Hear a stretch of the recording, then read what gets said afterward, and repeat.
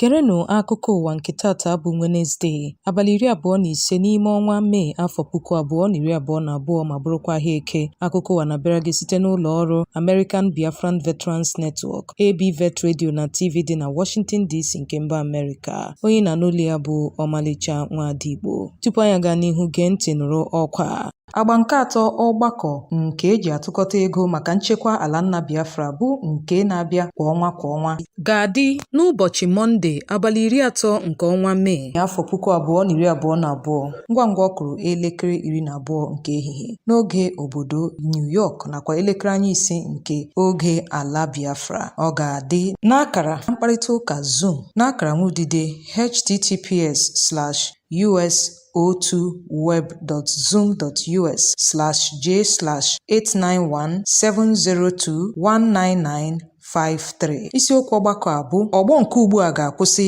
igbu ọchụ mkpochapụ agbụrụ nakwa atụmatụ mkpochapụ agbụrụ. A na-akpọku ndị niile hụrụ nnwere onwe n'anya dịka ndị otu Indigenous People of Biafra, ndị Yoruba Nation, Ariwa Nation, Ambazonia, tinyekwara ndị Oyi Biafra nakwa mba Afrịka ndị ọzọ nakwa ndị na-agọrọ ha ọfọma ka ha bịa kwado ọgbakọ ntụkọta ego a. Ndị ga-ele ọbịa n'ọgbakọ a gụnyere ndị otu American Biafran Veterans Network nakwa ụmụada Biafra worldwide. Maka inwetakwa ozi, kpọtụrụ Chief Obidike n'akara ekwentị a 202-250-0001 maọbụkwanụ Nwaada Ndidi Amaka n'akara 904-525-1282 maọbụkwanụ ndị ọzọ dịka Nwaada Rosemary Williams n'akara ekwentị 619-381-8579. Burukwa n'obi na ọgbakọ ntụkọta ego a bụ nke eji atụkọta nde $15 maka nchekwa ala nna. A na-arịọkwa onye Biafra ọbụla ịtụnye naanị opekampe $10 kwa ọnwa iji wee nye aka na nchekwa ala nna. Ọgbakọ ntụkọta ego a ga na-adị kwa ụbọchị Satọde ikpeazụ n'ime ọnwa ọbụla. Ya mere eji ohere a na-akpọkọ ọhaneze sio ka ha jụkwa ịnabata oku ndị omekome na-akpọ maka ntụkọta ego n'ụdịdị otu a, wezugakwa nke a ga-abịara gị kwa ụbọchị Satọde n'ime ọnwa ọbụla. A na-ele anya na ị ga-akwado ya bụ ọgbakọ. Chezie ntị ka ị nụrụ akụkọ ndị a n'uju ya. Eyigharịala ikpe onye ndu otu Indigenous People of Biafra bụ Maazị Nnamdi Kanu site n'echi na-abịa abịa bụ 26 nke ọnwa Mee tuturuo 28 nke ọnwa Juun afọ 2022. Onye nta akụkọ anyị bụ onye zibatara anyị ozi a kwupụtara sio na nyigharị ikpe a bụ n'ihi na ọkaikpe ji ya bụ okwu bụ ọkaikpe Binta Nyako agaghị enwe ohere n'ụbọchị ahụ. N'inye nkọwa gbasara nke a n'ụbọchị Wednesday n'otu ozi o zipụrụ, ọkaiwu na-ekpechite ọnụ Kanu bụ Ifeanyị Ejiofọ kwupụtara sio na ha nwetara ozi site n'aka nnukwu odeakwụkwọ ụlọikpe ukwu etiti bụ nke gwara ha na ụlọikpe ahụ agaghị enwe nnọkọ echi na-abịa abịa bụ Tọzdee abalị 26 n'ime ọnwa Mee n'ihi na ọkaikpe ji ya bụ okwu bụ ọkaikpe Binta Nyako agaghị anọ n'ụlọikpe. Ka osiladị, ọ rịọrọ ha ka ha dere duu ma rubekwa isi na ntụziaka ahụ. Ka osiladị, ọkaiwu na-ekpechite ọnụ Kanu bụ Ejiofọ gara n'ihu kwuo sị na anya ha ka dị n'otu anụ ahụ ha na-achụso, dịka ọ sịrị na ndọla kelekere azụ a abụghị ịnanaha ha ikpe ziri ezi ebe ha makwara na ha ji nwayọọ na-erute na mmeri. Ọ sịrị na ha na-ekele ọha na eze maka nkwado ha na-enye ha n'oge niile a nakwa ekpere ha bụkwa nke duru ha rute ogo a ha na ugbu a, wee na-akpọku ha ka ha gakwa n'ihu na-echeta ha n'ekpere mgbe niile n'ihi na ha anaghị akpọnye nke a n'imi. Ọ sịrị na ha ga-eme ka ọha na eze mara ka eke si anyanwụ dịka okwu a na-aga n'ihu. Ndị otu Indigenous People of Biafra bụ IPOB akagbuola ọka onye apụla ezi nke gara dị echi na-abịa abịa. Mgbe ọ na-ekwupụta nke a, ọnụ na-ekwuchitere otu a bụ Emma Powerful sịrị na otu a mere nke a n'ihi na eyigharịrị ya bụ ikpe a na-ekpe onye ndu ha bụ Maazị Nnamdi Kanu tuturuo 28 nke ọnwa Juun. Cheta na ụlọikpe ukwu etiti dị n'Abuja nọrọ n'ụbọchị tata bụ Wednesday yigharịa ikpe a na-ekpe onye ndu otu IPOB bụ Maazị Nnamdi Kanu tuturuo 28 nke ọnwa Juun. Ọkaiwu na-ekpechite ọnụ Kanụ bụ Maazị Ifeanyị Ejiofor kwupụtara nke a n'otu ozi o zipụtara n'akara Twitter ya. Ọ sịrị na agaghị ekpezi ikpe ahụ echi na-abịa abịa n'ihi na ọkaikpe Binta Nyako agaghị anọ n'ụlọ ikpe. Mana nzaghachi ha na nke a, IPOB gara n'ihu kwuo si na emeela ka ha mara ihe kpatara eji wee yigharịa okwu ahụ ebe ha na onwe ha nabatara ya n'ezie. Ya mere na agaghị enwezi ọkwa onyampụlezi ahụ bụ nke ha yiwere echi kama na ọ ga-abụzi n'28 nke ọnwa Juun. Cheta na IPOB nọrọ na mbụ kwupụta sio na a ga-enwe ọkwa onyampụlezi n'abalị 18 nke ọnwa Mee nakwa abalị 26 nke ọnwa Mee afọ 2022 bụ mgbe a tụrụ anya na onye ndu ha bụ Nnamdi Kanu ga-aga n'ụlọ ikpe. Mana dịka e yigharịrị okwu a ka ha bịakwara kagbuo ya bụ ọkwa onyampụlezi nke gara dị echi na-abịa abịa bụ 26 nke ọnwa Mee tutu ruzie 28 nke ọnwa Juun.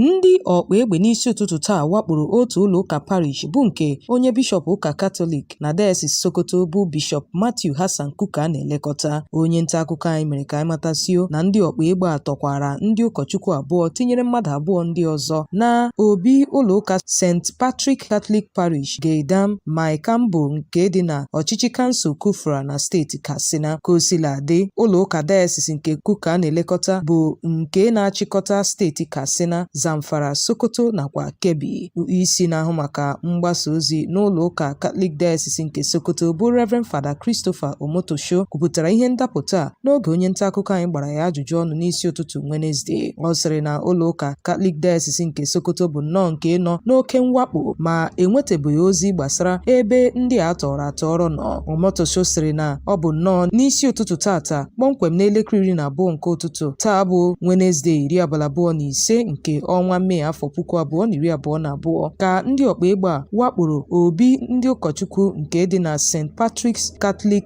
Church dị na Gaydam Maikambo na ọchịchị kansụl Kufọ na steeti Katsina wee tọrọ Reverend Father Stephen Ojakpa MSP tinyekwara Reverend Father Oliver Ọkpara nakwa ụmụaka ndị nwoke abụọ bụ ndị nyere ha aka ije ozi n'ụlọ. Enwetabeghị ozi gbasara ebe ha nọ ka ọ dị ugbu a dịka ọ kpọrọ oku ka ekpere ha ekpere, mana mgbe a kpọtụrụ ya ọnụ na-ekwuchitere ndị uwe ojii na steeti Katsina bụ Gambo Isa sịrị na enwetabeghị ozi gbasara nke a ebe o kwere nkwa ime ka anyị mata ngwa ngwa ozi rutere ya aka. Chete na abalị 14 nke ọnwa Mee ka ndị ekperima gara gbaa ọkụ ụfọdụ ụlọ ụka parish bụkwa nke Kuka na-elekọta dị na steeti Sokoto n'ihi okwu o kwuru wee katọọ ogbugbu ahụ egburu Deborah Yakubu bụ nwata akwụkwọ nke ụlọ akwụkwọ kọleji dị na Sokoto bụkwa onye agbara ọkụ site n'aka ndị ụka alakụba bụ ndị sịrị na o kwuru okwu nkwutọ. Kosiladị, ndị a na-eme mkpesa megide nwatakịrị a bụ Deborah gara gbaa ụfọdụ akụkụ ụlọ ụka nke Kuka ọkụ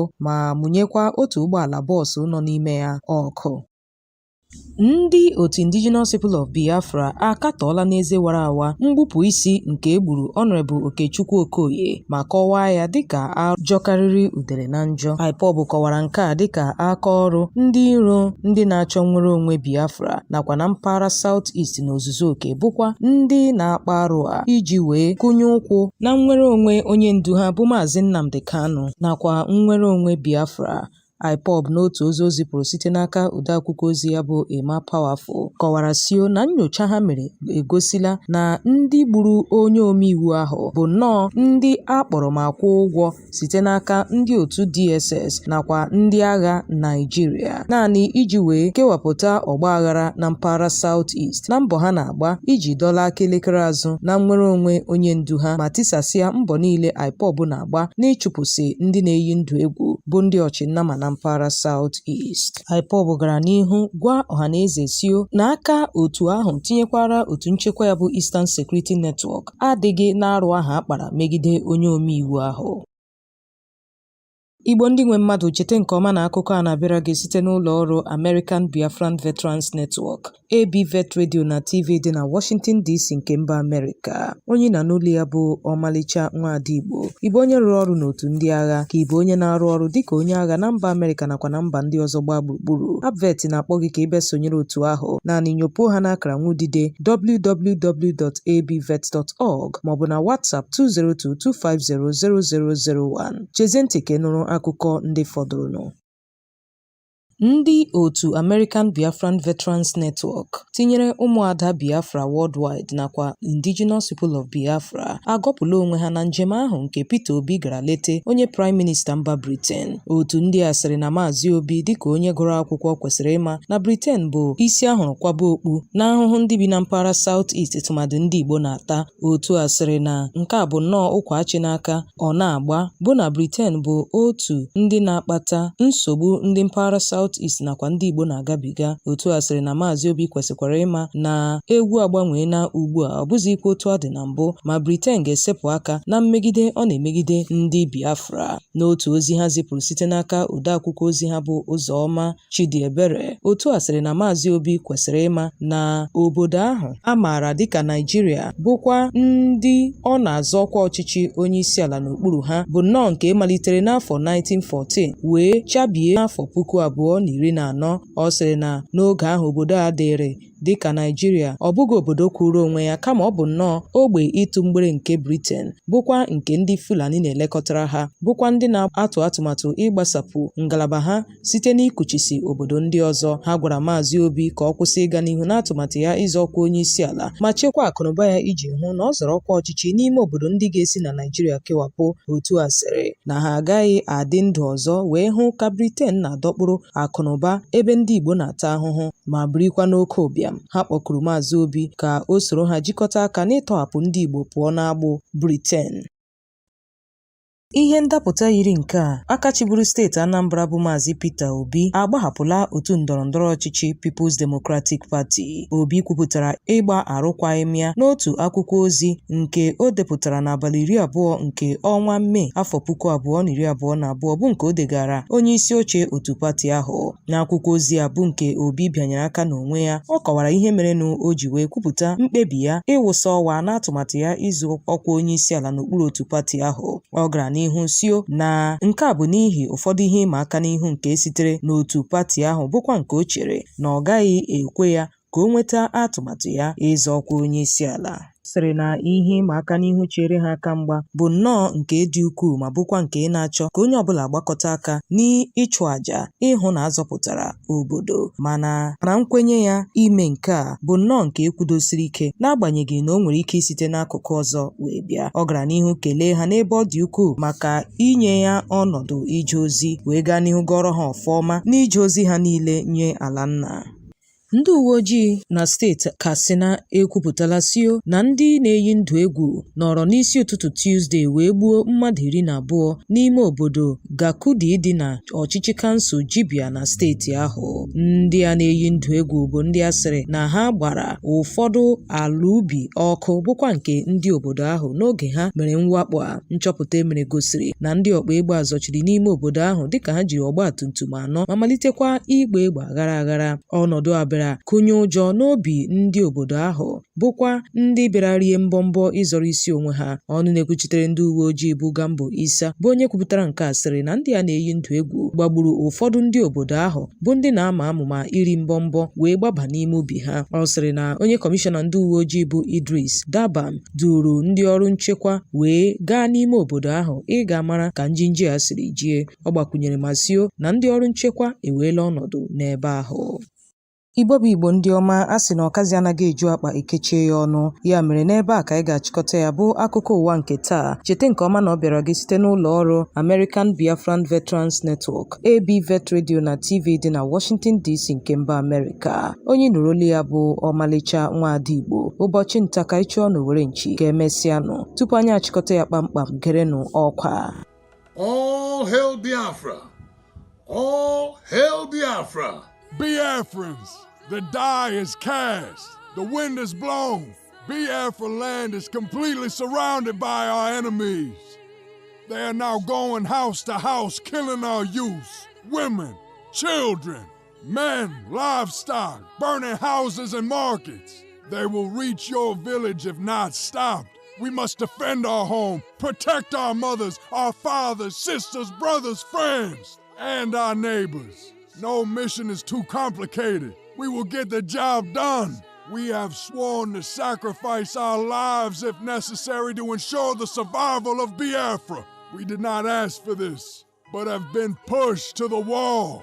while the rest of the world watch, doing nothing as we are being slaughtered. We have cried and begged enough to deaf ears. We cannot make peace with one who wants no peace, but seeking to exterminate us.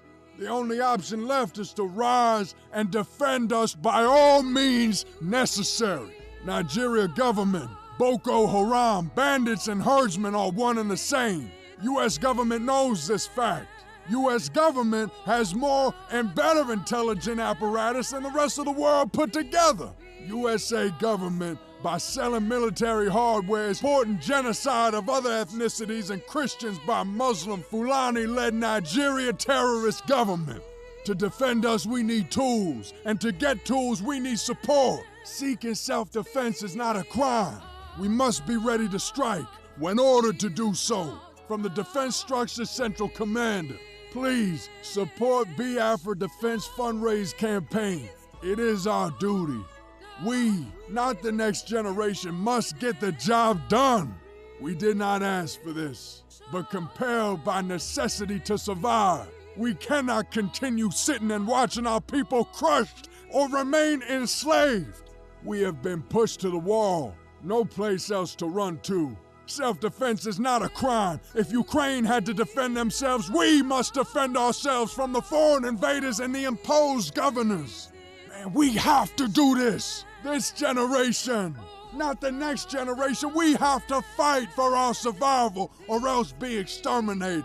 Support the Biafra Defense monthly fundraising. We are down, but not out. For the Lord is with us. We need your support now. We need your support now to be ready. We must be proactive. We need tools to defend ourselves. We need tools to defend ourselves. All hail Biafra! All hail Biafra! ABVet, American Biafran Veterans Network, Nwada Biafra Worldwide, and Biafra News anchors approved this message. All hail Biafra!